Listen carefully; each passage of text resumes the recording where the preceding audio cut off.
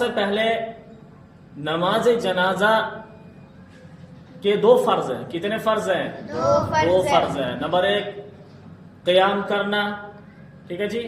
Number 2 4 تکبیریں. Number 2 4 تکبیریں. اور اسی طرح نماز جنازہ کے لیے کچھ شرائط ہیں. نماز جنازہ کے لیے کیا ہے؟ کچھ شرائط ہے.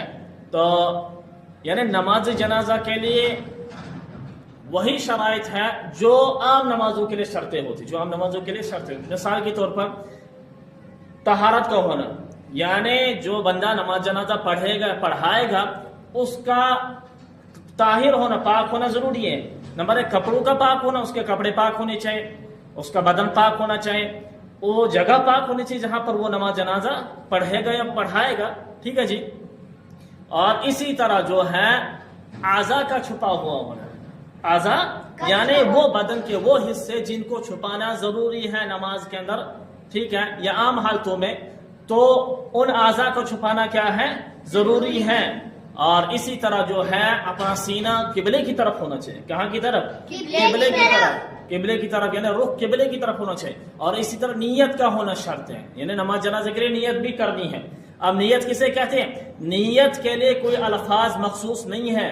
نیت کہتے ہیں دل کے ارادے کو. نیت کسے کہتے ہیں بیٹا؟ دل کے ارادے کو.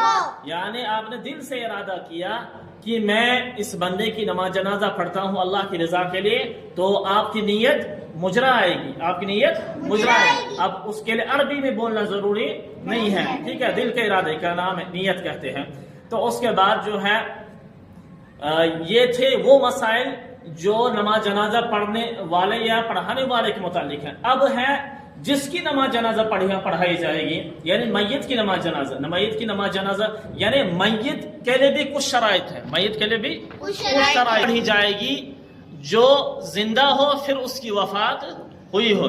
تو اس سے پتہ چلتا ہے اگر کوئی بچہ مرا ہوا پیدا ہوا ہو، ٹھیک ہے، تو پھر اس کی نماز جنازہ پڑھنے کی اجازت نہیں ہے. ٹھیک ہے جی. اس کے لیے نماز جنازہ پڑھنا ضروری نہیں ہے. اسی طرح جس کی نماز جنازہ پڑھی جائے گی وہ مسلمان ہونا چاہیے. تو اس کا مطلب یہ ہے کہ نماز جنازہ اس کی پڑھی جائے گی جو مسلمان ہو. تو کافر کی نماز جنازہ جائز نہیں ہے، اور نہیں مرتد کی نماز جنازہ درست ہے. اسی طرح جو ہے وہ جو میت ہے یعنی وہ برہنہ نہیں ہونا چاہیے. وہ برہنہ یعنی ننگا نہیں ہونا چاہیے. اگر وہ ننگا ہو تو اس کی نماز جنازہ درست نہیں ہے. اسی طرح جو ہے وہ میت جو ہے سامنے موجود ہونی چاہیے. کہاں موجود ہونی چاہیے؟ سامنے. گویا کہ اگر میت پیٹھ پیچھے ہو تو اس کی نماز جنازہ درست نہیں ہے. اسی طرح نماز وہ میت جو ہے غائب نہیں ہونی چاہیے.